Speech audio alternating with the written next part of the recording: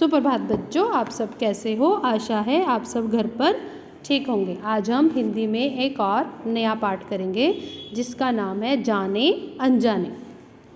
हमारे समाज में कुछ लोग तो जानबूझकर काम करना नहीं चाहते और भीख के सहारे अपना जीवन बिताना चाहते हैं।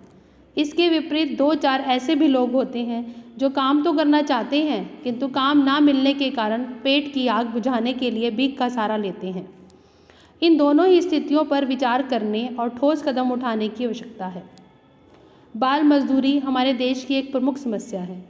गरीब परिवारों के बच्चे पढ़ने लिखने की बजाय अपने परिवार को सहारा देने के उद्देश्य से काम पर जा रहे हैं।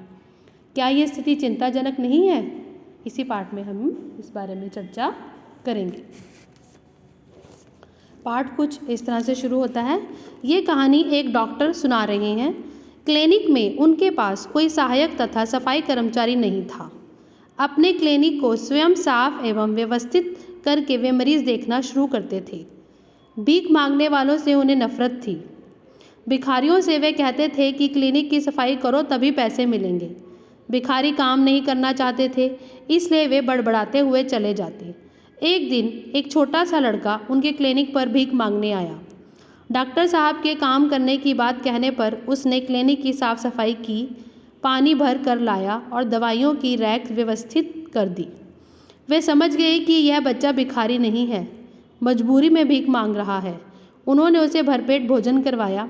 बातों बातों में उन्होंने पता चला कि उसकी माँ बीमार है और पैसा ना होने के कारण इलाज नहीं करवा पा रही है। डॉक्टर साहब ने उसकी माँ का इलाज किया और उसे अपने क्लिनिक में आकर साफ सफाई करने और काम सीखने के लिए बुला लिया। लड़का होशियार था, वह धीरे धीरे काम सीख गया। परीक्षा पास करके वह कंपाउंडर बन गया और एक सम्मानित जीवन जीने लगा। डॉक्टर साहब ने एक ज़रूरतमंद बच्चे को भीख मांगने जैसे घृणित कार्य से बचाकर सम्मानित जीवन जीने का मार्ग दिखाया। इसलिए उन्हें उस लड़के को भीख ना देने का अपना निर्णय उचित लगा।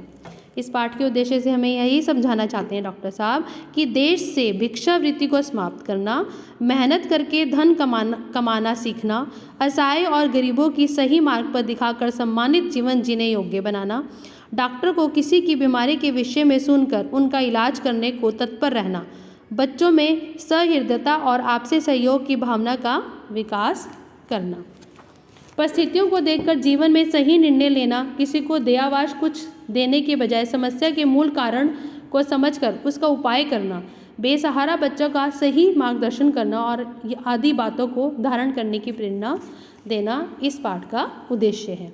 यहीं पर यह पाठ खत्म होता है। कल हम इसका जूम मीटिंग में वार्तालाप करेंगे। धन्यवाद।